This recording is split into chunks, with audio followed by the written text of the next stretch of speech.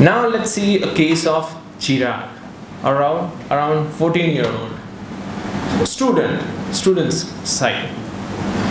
So his father is a non-working alcoholic, right? Doesn't work entire day. He just stays at home, or else in the Nukkad we have you guys have something called Chauraha, and the crossroads there are some panwalas around. So he just sits there, gossips around with his other friends, also non-working fellows, right? So absolutely no contribution to the child or the family. Chirag's mother works as a cook. All right. So here actually we are talking about less privileged families. So economically they have severe hardships.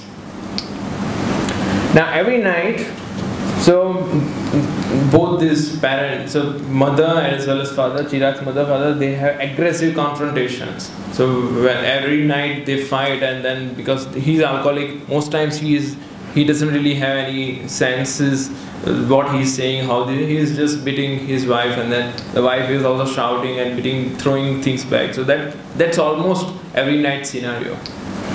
So Chirag has now stopped coming to the school, and when people asked, so the concerned teacher asked him, he said that I have started a tiffin service with my mother, and we need to set up this business, and I'm required here. We have to get on our feet. Now the teacher is worried mainly because this guy Chirag is actually really good student.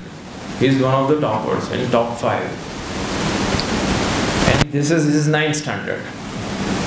So 1 more, 2 more, 3 more years, but then guy could be at some other place, in some other good college, maybe, who knows, top institutes. But then he is about to drop out now. Again, the school is becoming irrelevant for him. There are other things more important, right? So that is the case. Like, what exactly? If we go back to this first sort of slide, current scenario. How can school be relevant? So then we have to ask another question, like, what are the desired student outcomes? Certainly not reproduction of text in timely manner. That's not really an outcome that we are interested in. So what are the outcomes? And related question is, what are the factors affecting these outcomes? So what is the schooling experience that can influence those outcomes? That becomes bigger question. And then of course, if I start taking your views, so there will be some academic outcome, there will be some non-academic outcomes, some learning motivation, inquiry-driven approach, curiosity, social skills, right?